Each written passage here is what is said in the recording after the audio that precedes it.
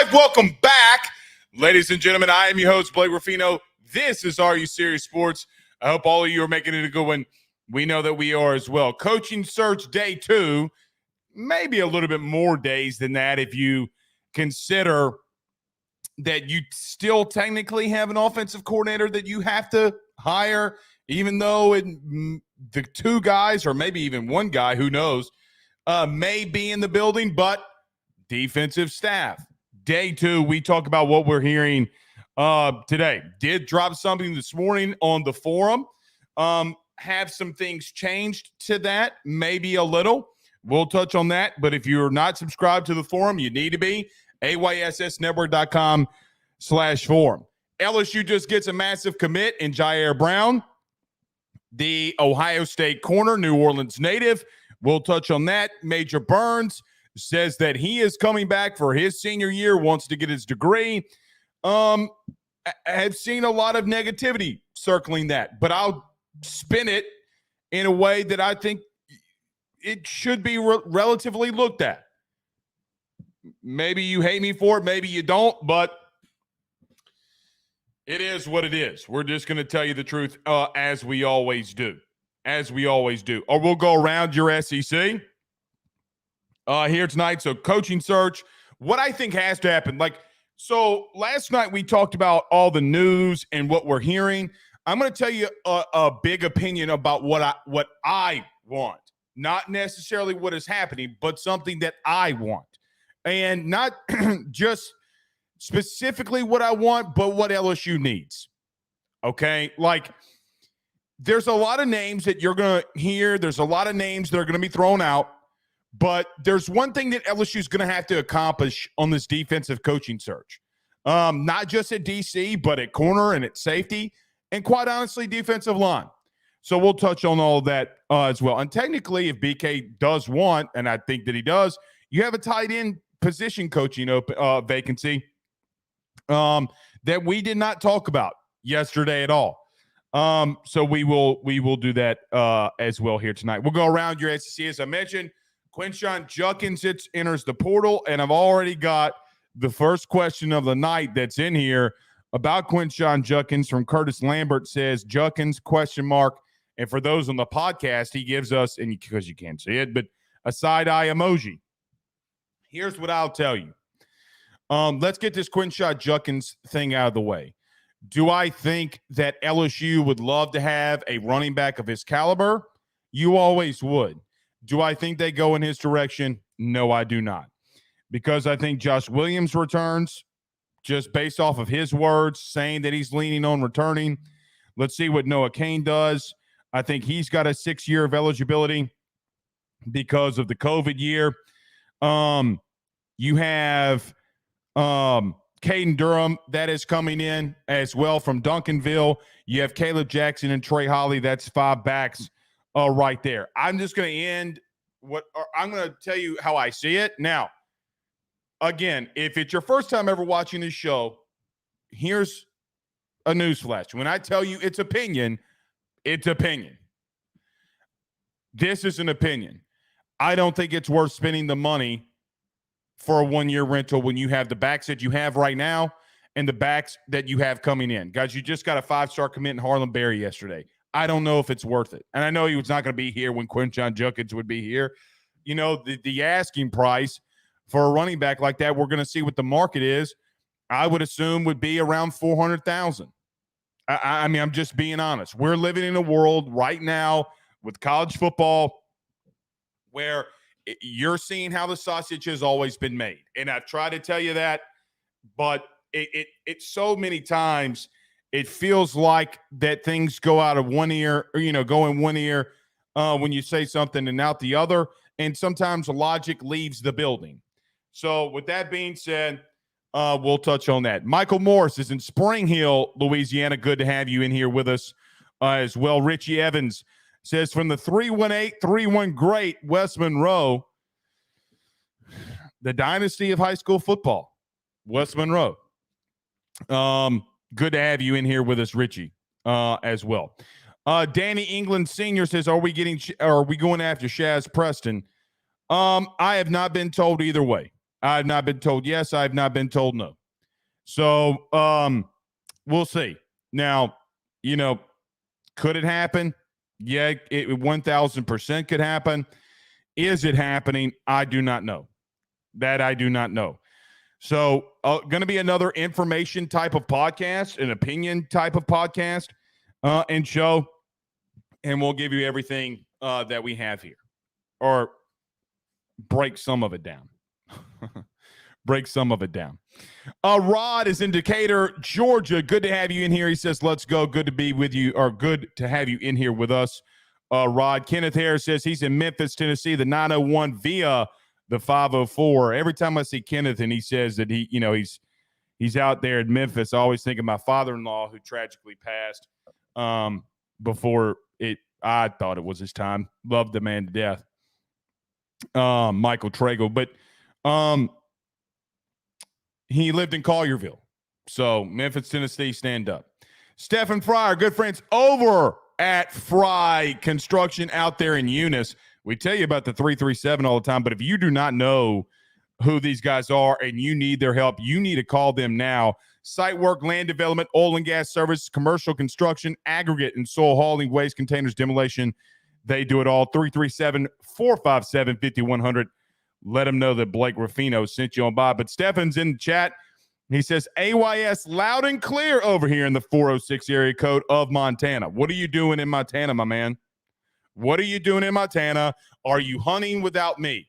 If you're hunting without me, Stefan, I'm going to be pissed.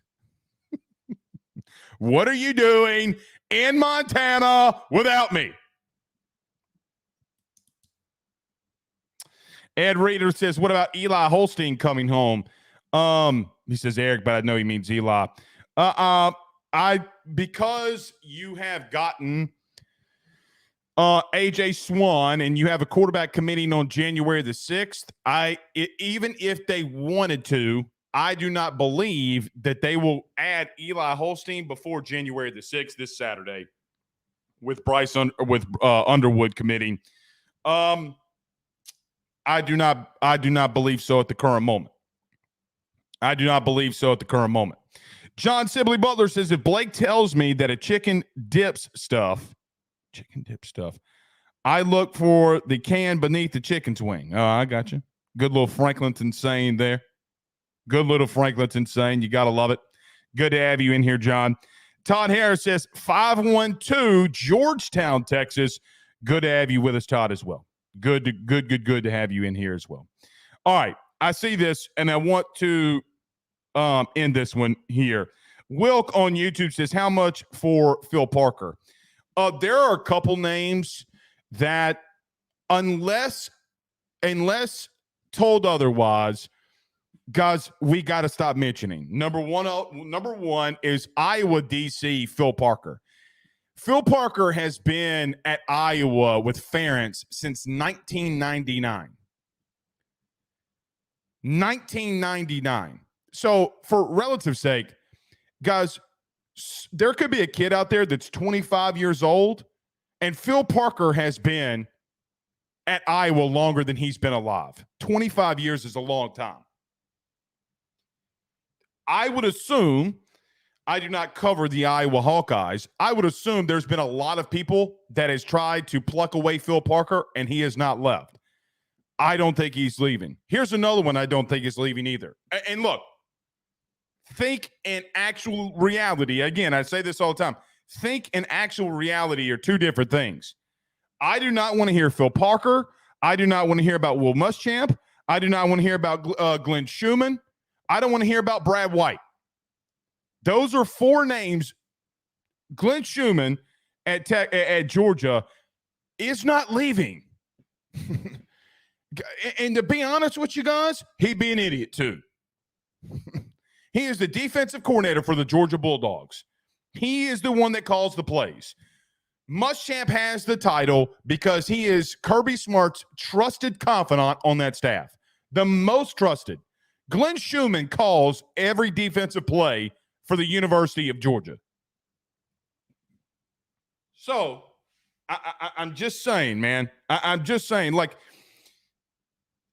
there are names that always get, what about this guy? What about that guy? Those are some names that you can just go ahead and scratch off your list. It's not going to happen. It's not going to happen. Specifically, Phil Parker. Brandon Reese says, nice pickup getting Jair Brown from Ohio State. I agree. The New Orleans native did commit. We'll talk about him as well. All right. Lots to discuss. Lots to discuss. But Michael Armada says John Chavis, Mustang package, third and forever. Man, what? Can I ask a question, man? Why do y'all hate John Chavis so much?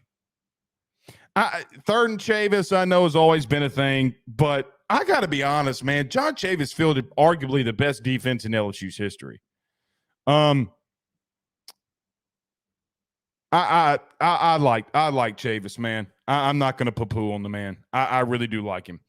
Always was great to me when I was coming up, and was really good to one of my good friends and a guy that's been on the show, and Brandon Taylor. Michael Morris with a $4.99 super chat says, what time does Underwood commit tomorrow? I think it's on the 6th, Michael. So on Saturday, I cut to a commercial right when you mention it. Yeah, I don't know why YouTube does that, man. I'm sorry, guys. Like I just don't know. Thank you for the super chat. Let me say this. I do not know. Somebody in the chat can tell me the time. I'll have to finalize that. I do not know. We have a family thing this weekend. So yeah. I would have to get the time on that. I can do that. I'm not specifically 100% sure. I'll have to find the time on that because I'm not positive. All right, we got a lot to discuss. Who's going to be your next DC? Conrad says John Gruden for OC. Well, I mean, the Saints did bring him in to consult with Derek Carr because Pete Carmichael couldn't do anything with him. And you paid him $150 million to be your quarterback. What do I know? And Saints fans, well, not fans, Saints media constantly spin this Dennis Allen stuff. I know that they have to because he's the head coach and, you know, they're the media there, but come on, man. Like, come on. It's so bad, you know, and I'm a massive Saints fan. Guys, look, I am not a season ticket holder at LSU. Don't need to be. But my wife is a massive Saints fan. And her tickets, her dad's tickets, when he passed, are on the 50-yard line in the bunker club or whatever they call it. And, you know, I'm a Saints season ticket holder. I'm not going to games. I refuse to. If they're not serious about winning, I'm not going to be serious about it either. I'll sell the damn tickets. Screw them. So, yeah. All right. Just got a text from a sources said, I guess who's watching the show, glad to have him in here, says Blake 4:30 is when he should be committing. Okay, 4:30 it is. 4:30 it is. All right, got lots to discuss. Everybody do us a favor by hitting the like and share to all of those social media groups, share to all of those social media pages. If you're watching us, listening to us on YouTube, like, subscribe, notification bell, wherever you listen to podcasts. Podcast numbers are through the roof this month, man. We're in day 4 of January and already got a third of what we had last month in December. Obviously, probably because it is a coaching search. But everybody on the audio side, if you haven't done so already, because those Rudy Poos, who also are LSU media members, gave us 1 stars on the Apple podcast. Can you do us a favor if you hadn't done so already? Can you give us a 5-star rating, 5-star review wherever you listen to podcasts? We would greatly appreciate it because people suck, and they always will sometimes. All right, let's get to it. Let's talk about defensive coordinator, defensive staff, offensive staff, OC, tight end. We got lots to discuss. Let's get to it. Let's talk about our good friends over at BetOnline.ag. Our good friend Tyler Alexander over at LPT Realty. Don't go anywhere. We get to it next. BetOnline is the fastest and easiest way for you to wager on all of your favorite sports, contests, events with the first-to-market odds and lines. Find reviews for all the news for each league, including Major League Baseball, NFL, NBA, NHL, combat sports, college sports, esports, and even golf. BetOnline continues to be the top online resource for all of your sports information for live in-game betting, props, and futures. Head on over to BetOnline today and use your mobile device to join and make your first sports bet. Use our promo code BELIEVE50, that's BELIEVE50, BLEAV 50, to receive your 50% off welcome bonus on your first deposit. That's betonline.ag, betonline.ag. He will sell your house and find you a new. Well, Tyler's the man, he's here for you. If you want to buy or sell, well, it's not too late. Dial 955-0008. Just call 955-0008. Y'all call Tyler, he'll shoot you straight. We're back. All right. Texas isn't, though. All right, we got lots to discuss. So listen, not a lot of news today in reference to what a lot of people want to know in reference to who's going to be your DC, corners, safeties, D-line coach. Here's what I'll tell you. I do think that there is some validity, and we said this last night, validity to Blake Baker's name being thrown around in the hat for defensive coordinator. What I said last night remains, but we'll say it again here. I think Blake Baker's a really good defensive coordinator. I think he's a really good coach. I think him having ties to this state and having obviously his wife from here, it does make a lot of sense. Does Brian Kelly want to go in that direction? We're going to find out. But I don't know if this hire at DC, specifically if it's Blake Baker, will take as long as maybe some believe. I think that when you have a situation where you have a guy like Baker, or even if it's a guy like Lance Guidry, or if it's even someone like DJ Durkin, I don't think that this will take as long as it did with Matt House, because of the simple nature of Matt House was obviously with the Kansas City Chiefs when Brian Kelly hired him, had to wait to the end of the year to technically hire him after they won the Super Bowl that year. But you got to think about it from the other way too. If Missouri, I would assume that when the story broke yesterday that Blake Baker was the leading candidate for the defensive coordinator job at LSU, pretty sure Eli Drinkwitz knows about it too. I'm sure Missouri knows about it too. Is there any kind of timeline that even Missouri would want to give Blake Baker? Because think about it like this. If Baker does want to come back to LSU, that means Eli's got to go find a DC. There's always a trickle effect when somebody is hired to a program like LSU, that means the school that they're coming from, obviously they got to fill the staffing position as well. Same would be for Lance Guidry. Now, I would tell you that Lance Guidry even has the Miami defensive coordinator, Miami Hurricanes defensive coordinator, has ties to this staff. And I will just be an open book. Either one of those guys for me, I'm really cool with. I think that we got to see from Blake Baker's perspective just how good of a coach he was because of what he did with Damone Clark. I think that from afar, and a guy that's even coached here at Hammond, Louisiana at Southeastern, a guy like Lance Guidry could make a lot of sense. I think both guys do what I've really wanted the DC at LSU to do for a long time here, is I want you to go out there and be able to recruit at a higher level than what LSU has had in the past. Now, don't get me wrong when I say this, because I love Dave. I like Durante Jones. I know a lot of you don't like Bo Pelini. Bo Pelini did recruit Greg Penn, got the linebacker room, got some recruits, did some decent things, even though at the end there with Ed, it was chaotic. And what did we find out about Bo? So here's the truth, too. And I'm going to tell you a little secret. When Bo Pelini left, the defense didn't change, which pretty much means that Ed made him run that defense, even though it probably wasn't his. So I know that you hate Bo Pelini. The truth is, and what it always was, that wasn't Bo's defense. It was Ed's. The bottom line becomes, over the last, let's just say, 6-7 years, and even with Matt House, you didn't have a coordinator that recruited really just, or is known for being a good recruiter.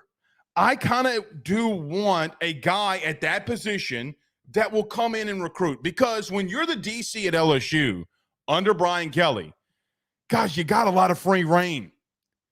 Like, if you're the DC, you are in a situation where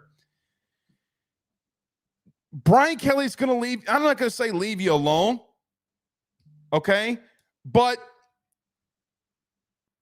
he's going to let you do your job, and you're going to have to recruit at a high level. Now, you got a lot of guys in that building like Sherman Wilson, Bobby, and others that recruit at a high level. And I do think that you're going to bring a staff in here that can and has shown that they can recruit. I just want a DC that can go out there and do it, because Dave didn't really do it well. Bo didn't really do it, or didn't have enough time to do it. Even during COVID, Durante wasn't really a recruiter. Okay, like, he's an NFL guy who never has really been in a situation where he's been in recruiting, didn't recruit at a good level, high level whatsoever. And then you had Matt House, who, I know that LSU got some really good linebackers in this past class. Let's call it what the truth is. Matt House might have had some things to do with that. He was not the catalyst in getting guys like Tylen Singleton and Xavier Atkins and Devon Keys. He just wasn't. Now, did he recruit them? Was he the primary guy? And you'll go see that on On3. Okay, sounds cute, but it's not really the truth. You had a lot of people and a lot of staff that were involved in that. That is what I want. Okay, regardless of who it is, I want somebody that can come in here and recruit, because we haven't had that.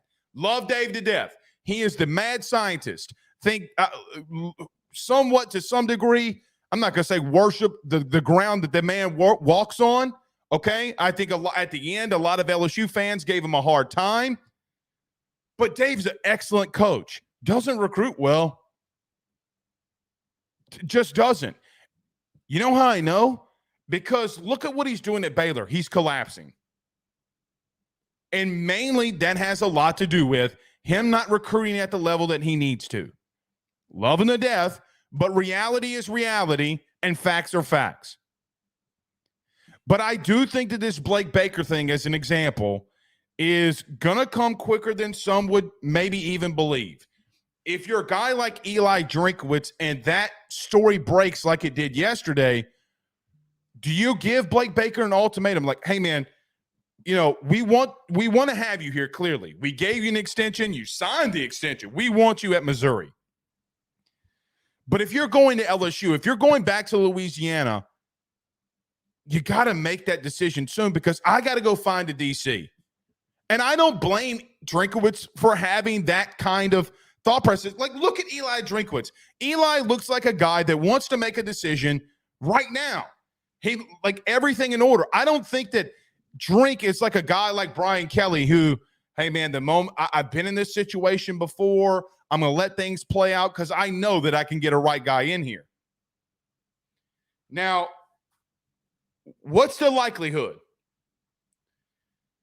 I think Blake Baker, number one, is going to have to tell LSU no, and maybe he will or he won't. I have no clue. But there's too much smoke on that fire. Let's see. Now, what I am hearing is this. I'm hearing that there's a real reality around Baker, but due diligence is going to play out here. I don't think Blake Baker's the only person that they're talking to or have talked to, because there's one thing that is for certain, and our buddy Chris Phillips over at SEC Unfiltered tweeted this at us, and I gave you the platforms, so to speak, to answer his question and answer this question. BK's got to make this right hire because offensively, which, by the way, you still got to make an OC hire there, guys, I'm not worried about him on the offensive side of the ball. It's like and I know I use this analogy a lot, but it bears repeating. What bears repeating is that if you're a defensive guy and you go to Alabama, or even an offensive guy, you're going to run what Saban is telling you to run. You're going to do exactly what he tells you to do. It's the same way offensively with Brian Kelly. Guys, that is his offense. I would not be shocked if you hear within the next couple of months that the terminology never changes. Like, hey, man, Mike Denbrock left, but we got the same terminology. We got, the same, we run the same plays. We're just adding a couple wrinkles here and there. I would not be shocked in the slightest if that's what happens. BK wants his hands on the offense. He's always going to have his hands on the offense. And guys, quite honestly, the way that they're recruiting in 2025, the things that they're doing this past year, what you just saw Garrett Nussmeier and that offense do in the bowl game, I'm not going to criticize you on anything that you do. Not one thing. Now, will I be a little nitpicky here and there and say, hey, you're going to have to find ways to run the ball better. You can't just line up and run inside zone all the time, because if you do, you're going to get beat. Guys, let me tell you this. Name a time that you saw LSU in the running game be exotic. They were not at all the last 2 years with Jaden Daniels. It was inside zone, outside zone, zone read. That was it.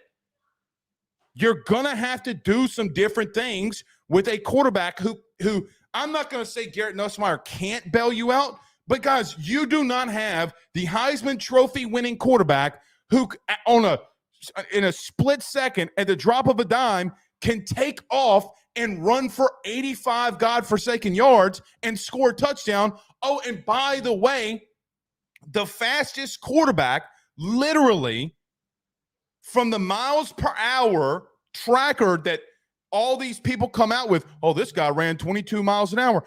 No one has been at the mile per hour mark at the quarterback position than what Jane Daniels was when he took off against Florida on the 85-yard run for the touchdown.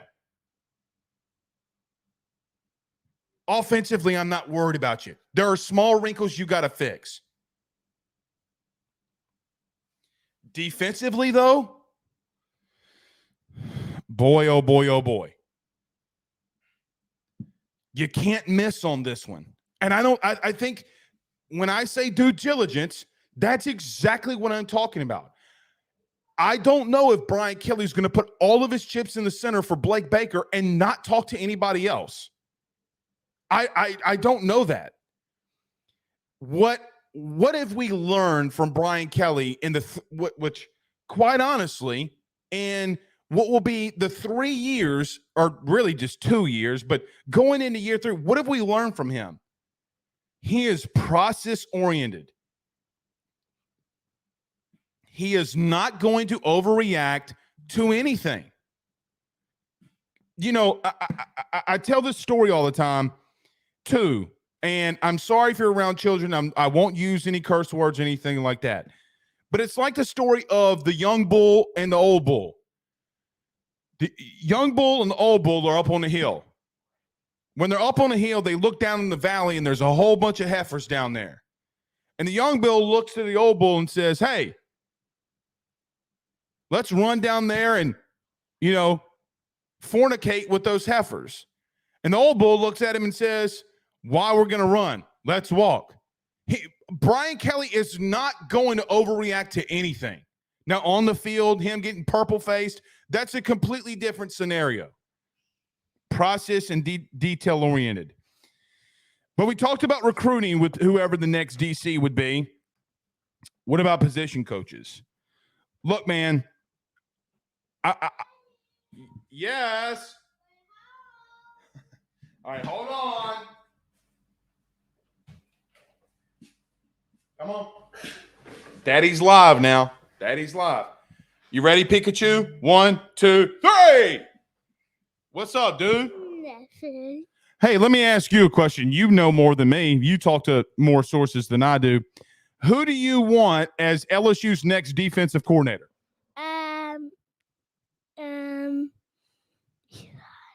Eli. Eli who? Eli Gomez. Eli Comish. Yeah. Who? You want your cousin as the next DC? Yeah. All right. Well, what about Blake Baker? No. Oh. Why? Because you're not my cousin. Okay. Well, can I put you down and bring up your sister? Okay. So there's baby number 1. Come here, baby number 2. Hiya! This is Pikachu. This is Pikachu. All right, back up. You're knocking it over. Say hello, baby Jewel. Is this your first time live on camera? I think this is baby Jewel's first time live on camera, Ben. This is Pikachu. Oh, your name's Pikachu? Yeah. I thought you were Spider-Man. No, I'm Pikachu. Oh, okay. Well, can you do me a favor? What? Can you take your sister and y'all walk out and let Daddy finish the show? Sure. Okay. Go with brother. Come on. Go. All right. When y'all leave, close the door for Daddy. When she leaves out, close the door. Go with brother. Go with brother. Come on.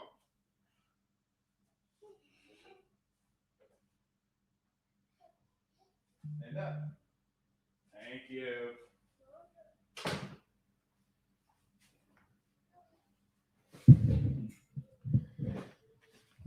Well, that was Baby Joel.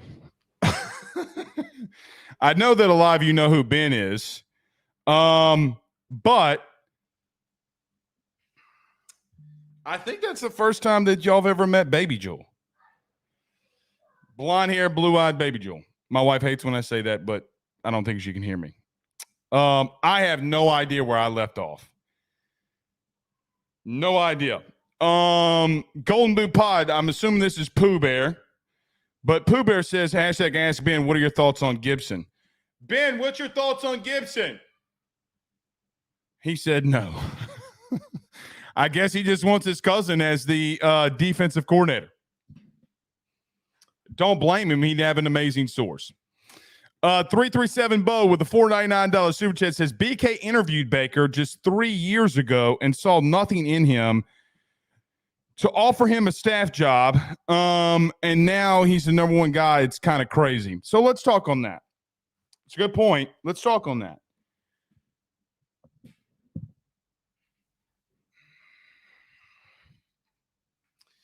Coaching is an interesting thing.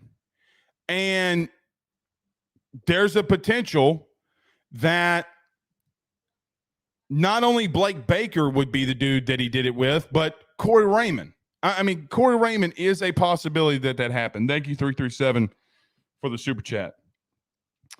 I agree with that. And let me tell you something, or let me tell you the thought process that I have on, well, Blake, what is your thoughts on him bringing back 2 guys that he ultimately let go when he came in here?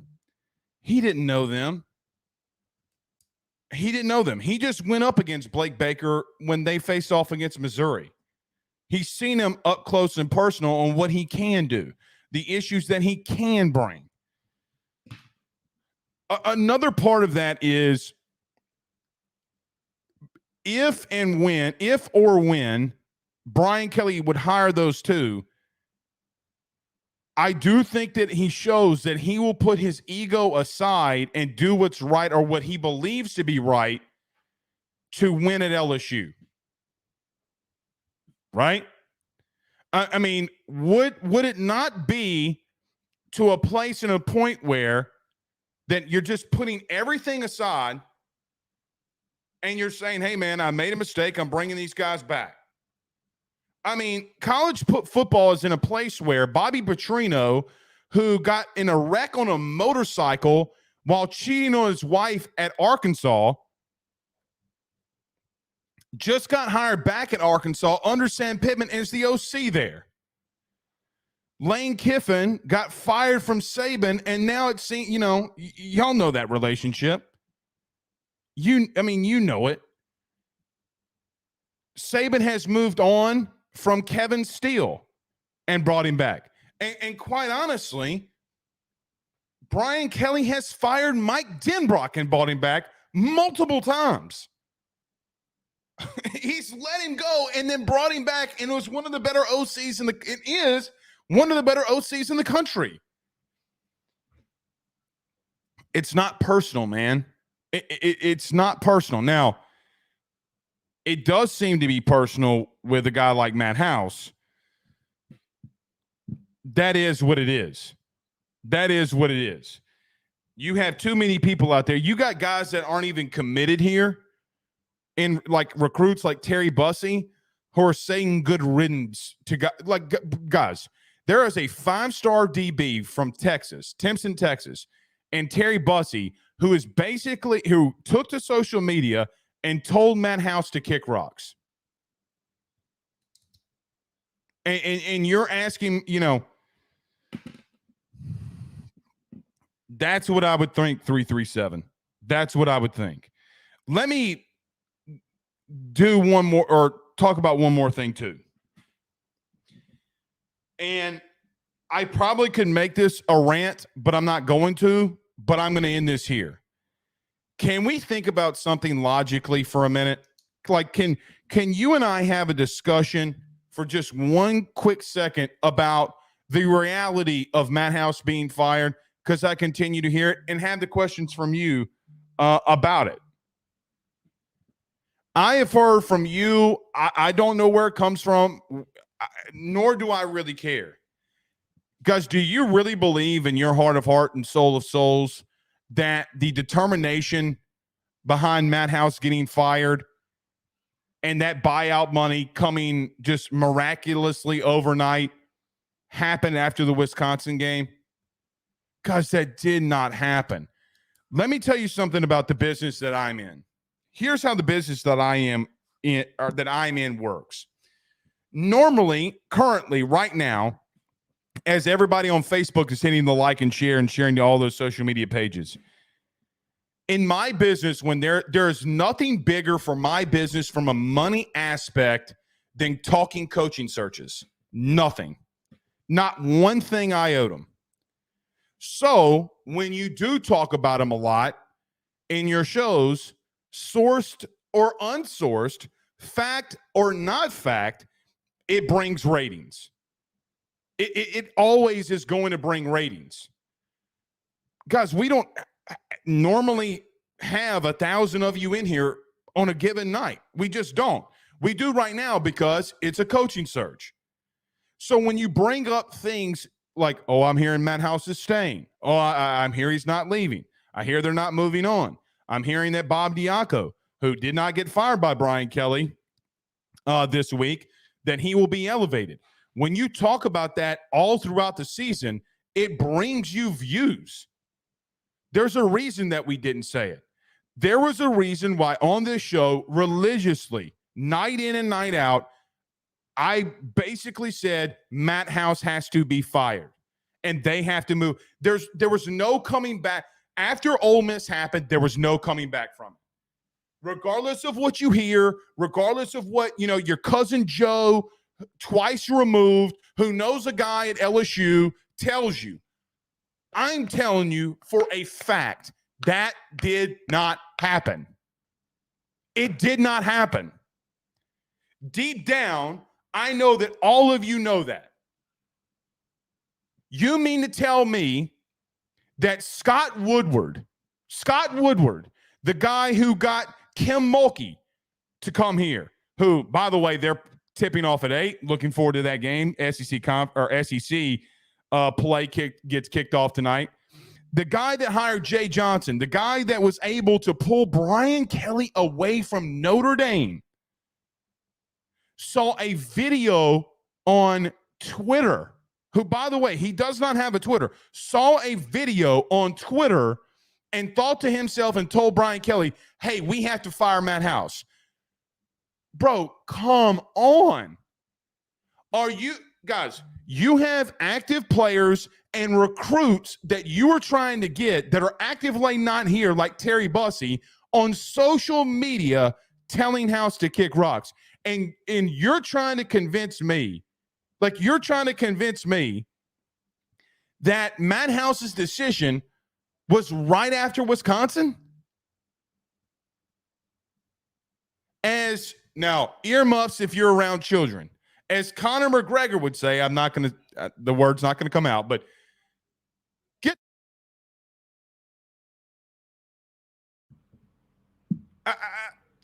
I mean, come on.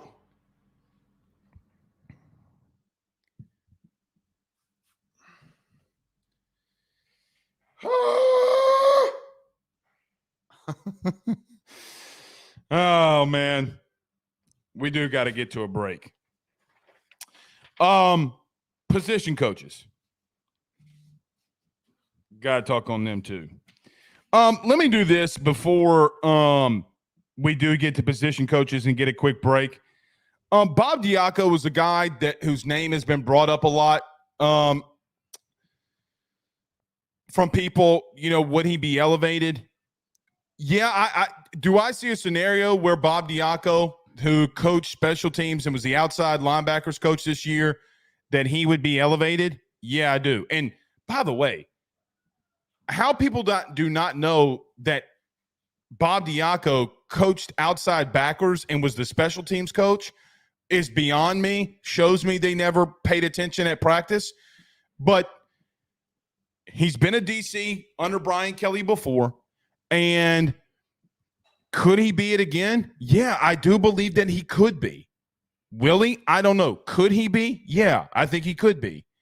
If Blake Baker wakes up tomorrow morning and says, which he's already done this, but he sends out the tweet of the movie clip of Wolf of Wall Street saying, with Leonardo DiCaprio saying, I'm not freaking leaving. Yeah, I do think that there's a scenario, if you go down a list, that Bob Diaco does get elevated. Could I see that? Yes. Now, I do think that Bob Diaco gets a little bit of a bad rap. I think that the players love him. I think he can call plays. Would he be my first choice? No. Have I been told that he really wants to be the next defensive coordinator at LSU? Yeah. Will he be? I don't know. I have no clue whatsoever. I know Nebraska fans and Purdue fans don't really like him. What I do know is that Brian Kelly entrusts him a lot. And he's been around football. He's a young-looking 50-year-old dude who has been around college football a long time. He's been a head coach. And the players really seem to like him a lot. When and I know this didn't happen a lot this year, but when the guys would make plays on defense, Bob Diaco was one of the first guys they ran up to. We'll see. Let's talk about position coaches. What do I do? We'll talk a little bit on OC. What are some names possibly outside of Joe Sloan that they could entertain? We'll touch on that as well. Fire in your super chats. If you got a question, send it in there. Send in the super chats and we'll get to them. All right. Let's get to a quick break. Let's talk about our good friend Carol Falls over at State Farm, our good friends over the Drake Williams Law Firm, drakewilliamslawfirm.com. Don't go anywhere. We're back next. Guys, you might know my good friend Carol Falls and all the great service that he provides over at State Farm. He is your good neighbor after all. But did you know State Farm has surprisingly great rates as well? Along with the great neighbor service, State Farm agent Carol Falls has surprisingly great rates for everyone inside the state of Louisiana. So call him today at 985-395-4300, 985-395-4300 for all of those surprisingly great rates on auto, home, and life insurance needs. Like a good neighbor, State Farm is there, and individual premiums will vary by customer. All applicants subject to the State Farm underwriting requirements. By the Drake Williams Law Firm, drakewilliamslawfirm.com. Whether you've been injured in an accident, you're preparing for a future with your estate planning, you're getting ready to close in on a real estate deal, or you're about to welcome a new addition through adoption into your family, or you're facing criminal charges, you need very experienced attorneys, and that is what the Drake Williams Law Firm will be able to do for you in navigating the legal system. The door to their cozy office in historic downtown Ponchatoula has been open since 1981. They have helped thousands and thousands of Louisiana families and individuals win cases, close on real estate deals, and regain that peace of mind. Their lawyers over at the Drake Williams Law Firm, Ernie Drake III, Ryan J. Williams, and Summer Vignair, are very determined, compassionate, and dedicated to their craft. It's the Drake Williams Law Firm, drakewilliamslawfirm.com. Give them a call today at 985-386-7600. Tell them your good friend Blake Ruffino at AYS sent you on by.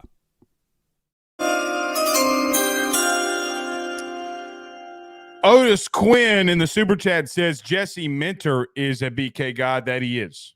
Thank you for the Super Chat. That he is. Now, look, I will be honest. Can this change? 1,000%. Jesse Minter has not come up in any conversation that I've had anybody that is in the know. Not once.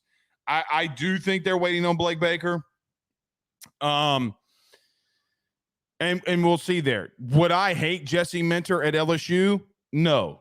Now, wouldn't it be funny if Jesse Minter were the next defensive coordinator at LSU? That would tell you and pretty much solidify that Brian Kelly is not going to Michigan. If you go get Michigan's defensive coordinator or defensive guy from Michigan, no, he will not. Jesse Minter is, if memory serves me correctly, is a Michigan guy. I don't know how much sense it makes. They're playing for a national title. Maybe it does happen. And could he be a possibility? Yes, he could be a possibility. Do I think Brian Kelly would like having someone that he knows being his next defensive coordinator? Of course he does. And of course he would. But we'll have to wait and see on that. I don't know how much sense it makes to leave Michigan, who's playing for a national title for LSU. Especially when you're from the Midwest. I just don't. Now, here's an avenue that I could see it, that possibly Michigan is going to get in a lot of trouble over this Connor Stallion stuff, the sign stealing, the recruiting violations, stuff like that. But he's not involved in that. At least it hasn't been reported that he's involved in that. So I just don't think that Jesse Minter, would be involved in that. I also saw somebody ask about Jeremy Pruitt. Jeremy Pruitt ain't coming here, man. Come on. He ain't coming here.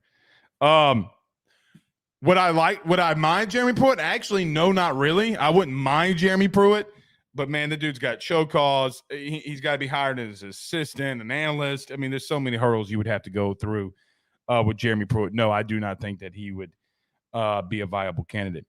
Let's talk about this before we get to position coaches and the offensive side of the ball. LSU got a commitment today from Jair Brown, who is a four-star corner from Ohio State. Has had a lot of time and had some experience. Was at Ohio State. Was actually had the most snaps as a freshman in 2022 for Ohio State, and has played at a high level. Plays with a lot of poise. He had 3 pass breakups in 2022. Did not play a lot this year. I saw some people say that he was injured. I got confirmed from Jair that he was not injured. So I don't know what the situation is there. But one thing is for sure, with the addition today of Jair Brown, LSU is showing you exactly what they think that they need. They've gone out and got Jordan Gilbert from Texas A&M. They got Brown. Austin Osbury is a guy that also is committed. The safety who was at Auburn. Obviously, a lot of people know who Austin Osbury is. His dad, Verge, works for LSU and is a part of the athletic department. There is one area that I do think that you still have to attack, regardless of who does and doesn't come back. I still think that you need some guys in the portal along the defensive line if you think that they can play. I think Jair is a really good addition. I think he's a guy we've seen play corner at a high level for a big-time program. so it's nothing new for him. You got a guy like Jordan Gilbert who comes in, also played at U-High, who has played in the SEC and played in big moments in the SEC. Was a little banged up this year at Texas A&M, got hurt in that Miami game, didn't play for the rest of the year, hits the portal and comes back. Guys, they're going to continue to go in the portal for needs like this until they hit, until they continue to get a lot of guys like they did in high school to come in here and they can recruit, develop, and make a part of their program. What I will say is this. I do think that you have a lot of bodies in that defensive room. Major Burns today announced that he is coming back. Now, one thing, at least for me, and I know a lot of people have their own opinions on Major Burns, and I'm not going to sit here and tell you that you're wrong. I do think experience matters. You do have 10 safeties that more than likely, unless one of them hits the portal, will be on this team next year. They have 10 safeties on this team. 10 safeties on this team. That's a lot. That is a hell of a lot. So, I do think experience matters. I do think that a new defensive coordinator could change the perspective and development of a lot of these players that are on this team. I do think that Matt House was not reaching them. He was not able to get to them and make them play to their highest capabilities. But Brian Kelly has continued through the 3 years that he's been here, attack the portal viciously to some extent of guys that are from the state that want to come home, that have played at bigger programs that are DBs. Still believe they got to get at least one interior defensive lineman to have a decent to good rotation in there. Because, guys, Mekhi Wingo leaving and going to the draft is a big deal.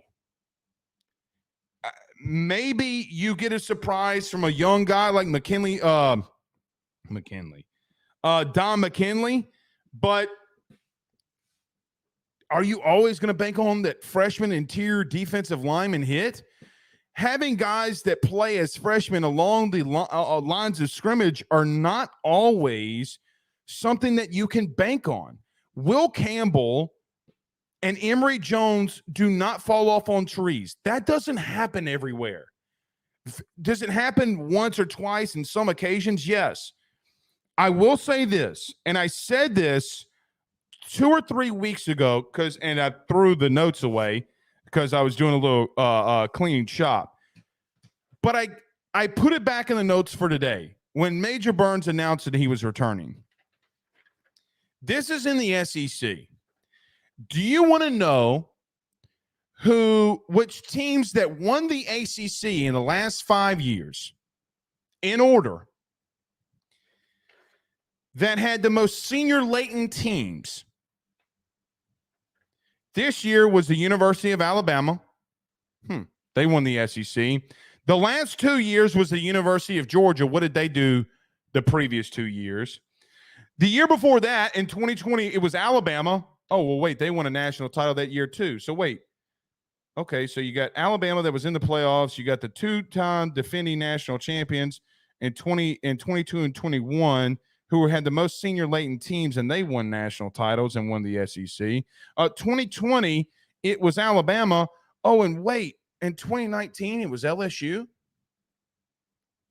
What's the point that I'm trying to make here? The point that I'm trying to make is I understand that your concerns when you have a bad defense and a lot of players are returning, that might not always be a good thing. One thing that I do know, and it's not a stat that I'm just making up, it's literal fact of senior latent teams. The most senior latent teams over the last 5 years have won the SEC. Now, if you do go 2018, 2017, 2016, 2015, 2014, not always has that happened. But there is a trend since the transfer portal was enacted, the more senior latent teams have won the SEC. Do I think that there's a correlation there? I think that there could be. Do I think that if a guy like Blake Baker does come along and does become your next DC, that he could change some things? Yeah, I do. Yeah, I do. And you know what's crazy is Oklahoma fired their defensive coordinator today, and they already have their next defensive coordinator hired. They hired Jacksonville State's Zach Alley as their next DC. Now, Brent Venables is going to run that defense, but nevertheless, yeah. One super chat. The one that got away on YouTube, that's his name on YouTube, sends a $20 super chat. Says, sorry, I sent the comment without the super chat. Right now, that Ravens and Michigan's defense is like the old 46 defense, and everybody wants it. The cat from Michigan is good if Blake doesn't come home. Talking about Mentor. Yeah, thank you for the super chat. Yeah, I mean, 1,000%. But what's the likelihood of that happening? I don't see there being a very massive likelihood. All right. I talked about position coaches yesterday from the defensive staff. Let me do this. Go to last night's show and listen to that if you'd like, because, the basketball game's about to kick off. I do want to talk about offense before we leave here. Now, I will tell you, if we can, and LSU does hire some coaches, we will go live on that day that they are that it is announced that they're hired. So I'm saying that we won't be here tomorrow. There's a very strong chance that we could be here tomorrow doing this show. We'll just have to wait and see. The offensive side of the football, meaning who the next offensive coordinator will be, has vastly been overlooked, mainly due to the obvious fact that the defense stunk this year. You fired Steeples, Cooks, and House.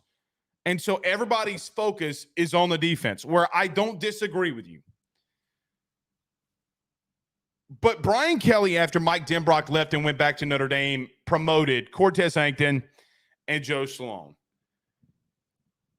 I just don't know if Brian Kelly will move on from them. Now, do I still think that he does his due diligence and talking and calling people before promoting them permanently in the roles that they would be in? Yes, I actually do. But I do think that Brian Kelly has said a lot of things in his 2 years. The number one thing that he's talked about the most, outside of graduating champions, is continuity. And I would not be shocked if Joe Sloan, along with Cortez Hankton, which pause on that for a minute, were to be announced as co-OCs. What I will tell you is that there is chatter about Cortez Hankton potentially being courted by other SEC programs.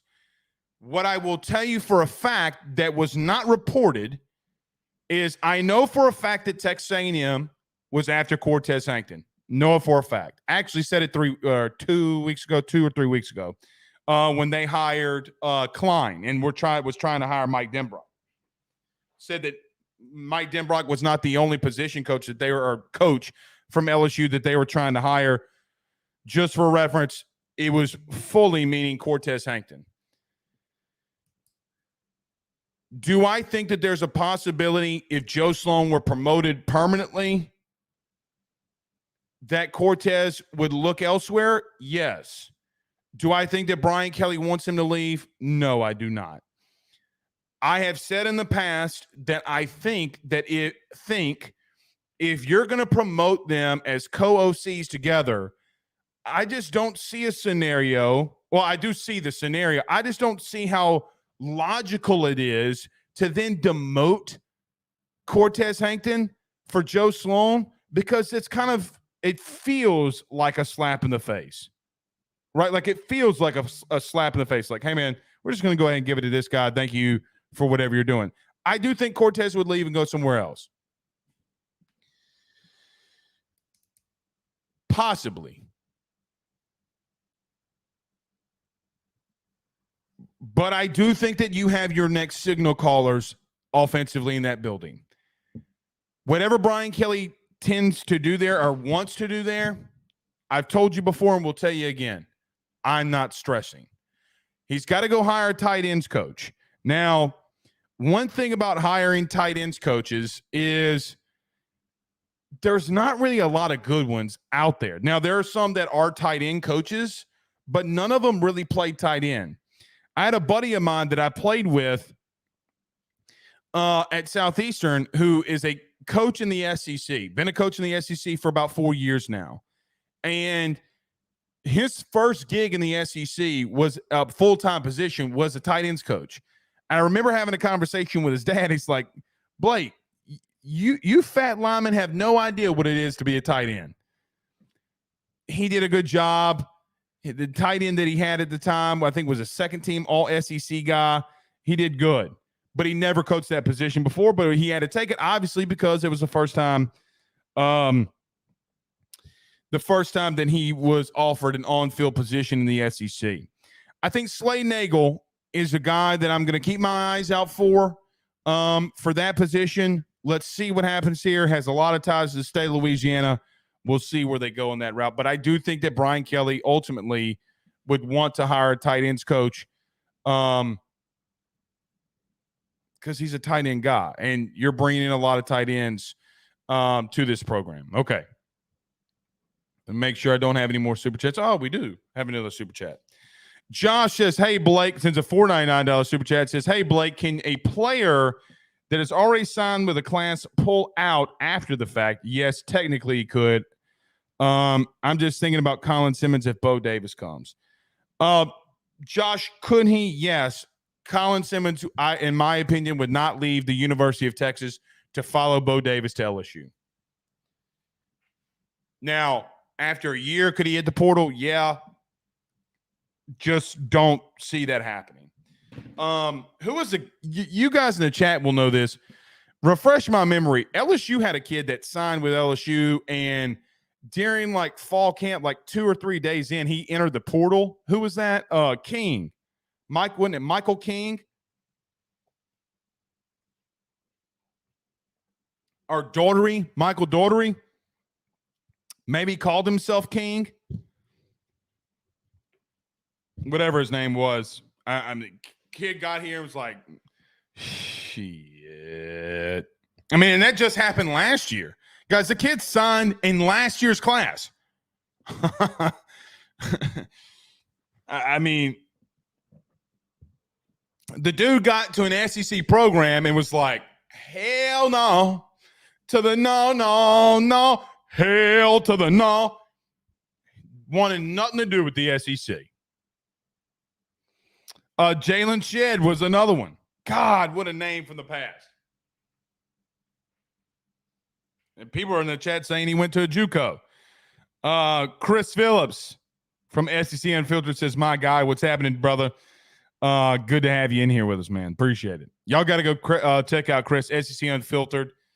We've had Chris on this show multiple times. We'll have him on again here soon. Really looking forward to talking to him about some baseball as well. Pooh brings up a big one. He says Zach Evans did it too. Zach Evans did do it. That's right. Zach Evans. What a name from the past. God, y'all remember that Zach Evans recruitment? Jesus Christ. Bruh. I was pretty sure Ed Orgeron sold his soul for Zach Evans. I was almost pretty positive.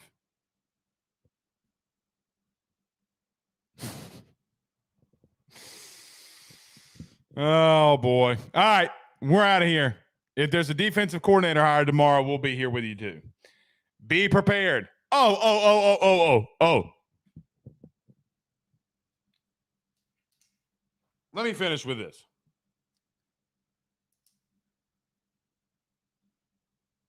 No.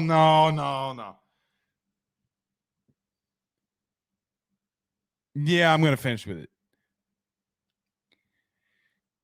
If what happens Saturday that I think is going to happen, man,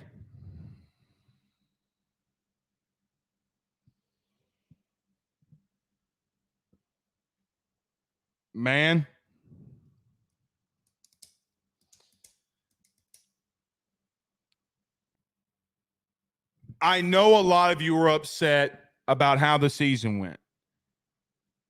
Don't give up on this staff yet. Don't give up on BK. Are you pissed? Do you have the right to be pissed? Yeah. Guys, look, you have the right to be pissed about how this season went. You 1,000% have the right to be pissed. You had the best offense in the country. You had the Heisman Trophy winning quarterback, and you probably should be playing for a national title this year. The problem with that is that you're not. And I know it sucks. Don't give up on BK yet.